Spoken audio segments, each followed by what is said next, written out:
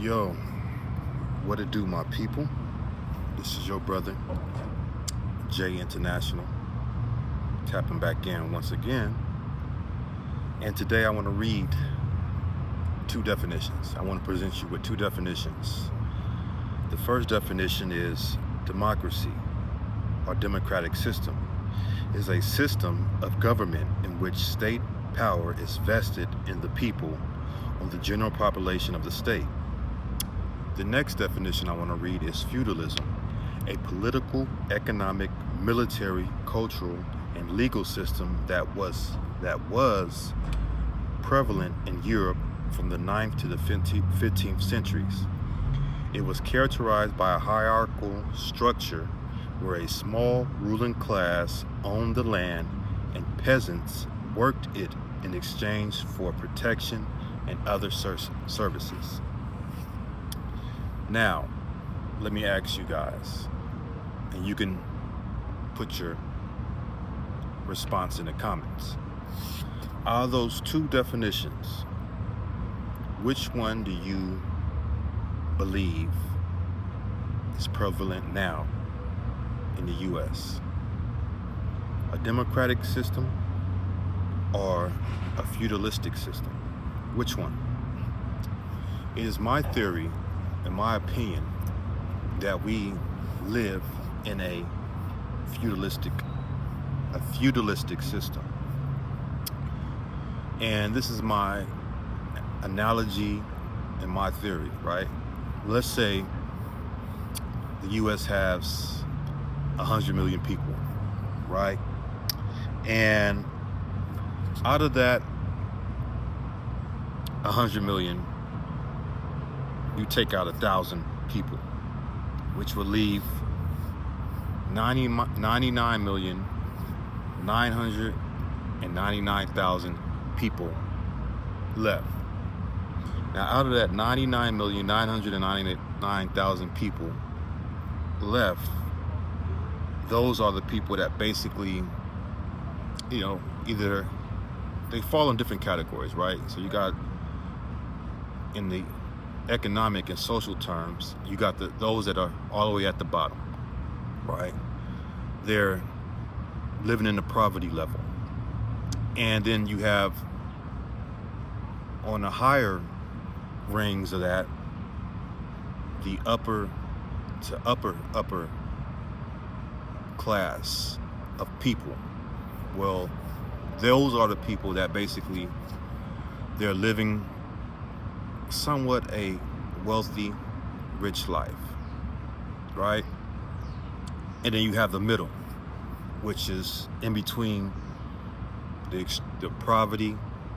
And the poverty has levels too. You have extreme poverty, you have poverty, and then you have basically those at the poverty level that are living day to day, check to check. The middle, they're about 2 to 3 checks. Let's say they're about 2 checks away from going to poverty.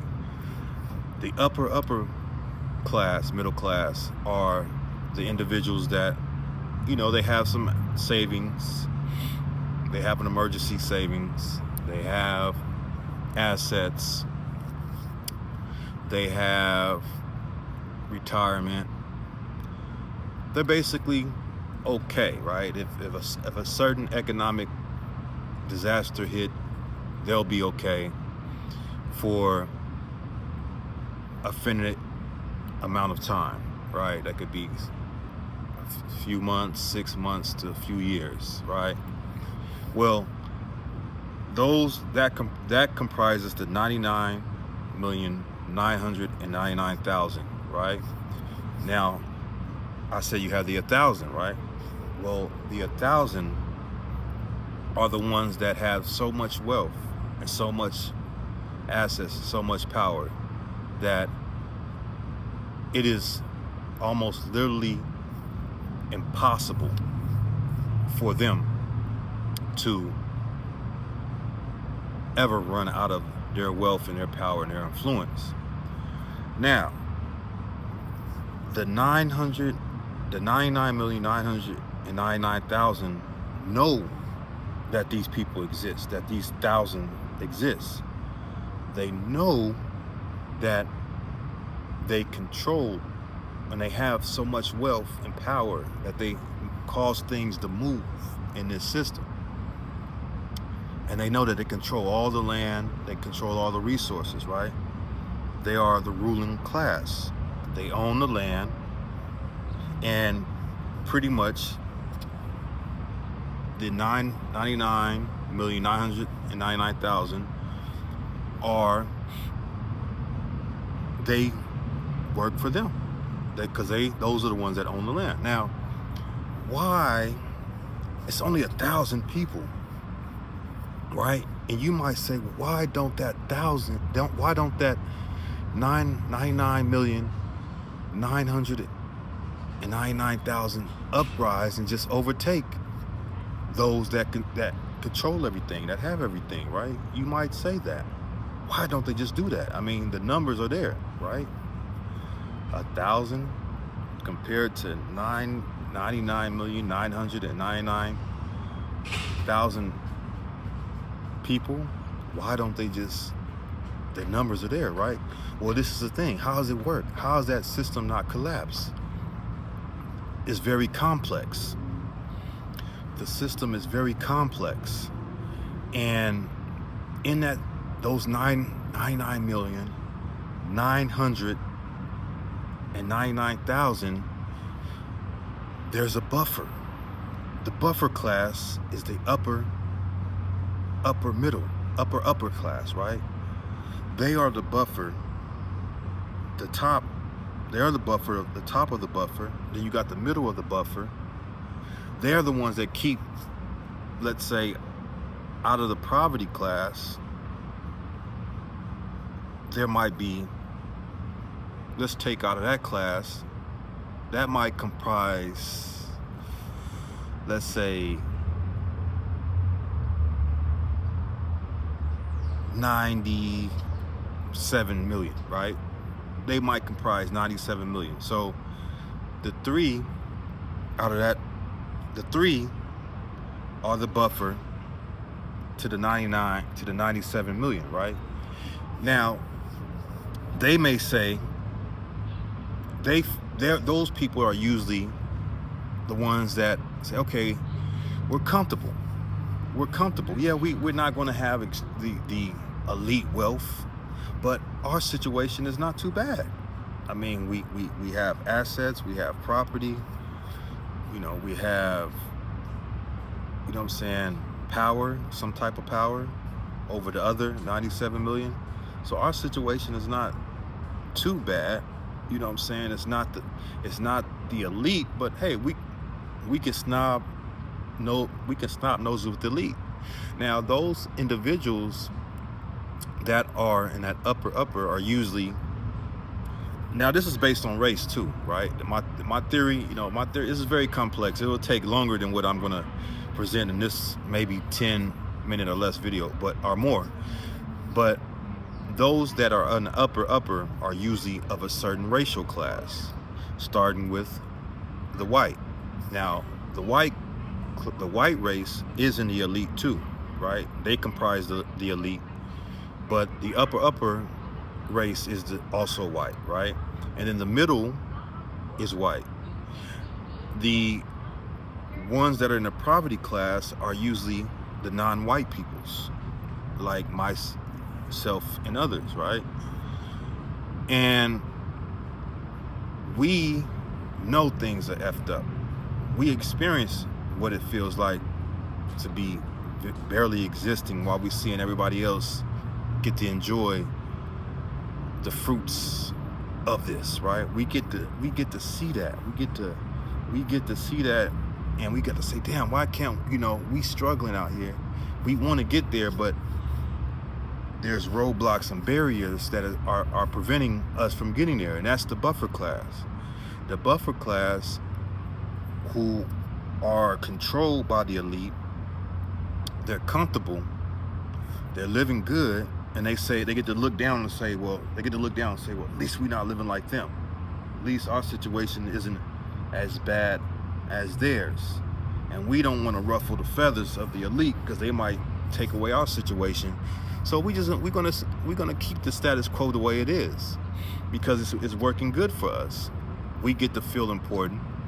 We get to feel, we get to have our boats and our nice houses and our retirement accounts, and we get to take our our vacations 3 or 4 times a year, and our life is pretty good. Well, we don't want to go down to where the majority is. We want to stay right here, right? And in order to keep this system going, we have to agree with the powers that be. You know what I'm saying? We have to agree with the powers that be. And so that is basically my theory. How this system of feudalism works. How is it that the ruling class owns all the land, all the resources, and controls and makes all the decisions for this? And even though they're a small minority compared to the 100 million, it's very complex. They have buffers. The buffers are the ones that basically agree with the way that things work, basically keep the things the way that they are. They are the ones that basically act as a guard, as the vanguard. And the only way the system of feudalism can be toppled is something drastic happens. And what is that drastic thing? Is that the 99,999,000 have to say, hey, this system isn't right. Yes, the ones that are up say, well, we get to enjoy a comfortable, nice life. Why we want to change? But if they will say, hey, well, even though we get to enjoy these things, this isn't a fair system. This isn't a fair system where all individuals can enjoy the fruits of society. It would have to come to that. Outside of that, the system won't change. Things will remain the same or get worse.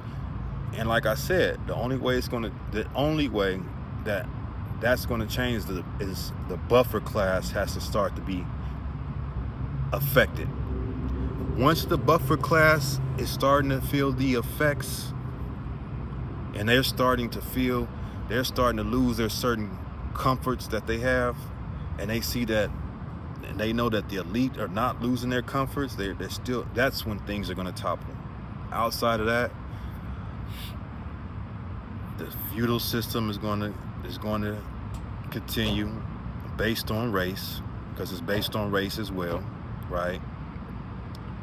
The ones that are the elite generally are comprised of the white race. The ones that are upper middle class and middle class are usually comprised of the white race and the honorary whites, which are the Asians, the white Hispanics, the honorary white individuals, and the ones that are comprised of usually of the lower class and the poverty class are the non-whites, like myself and you, if you are in that group.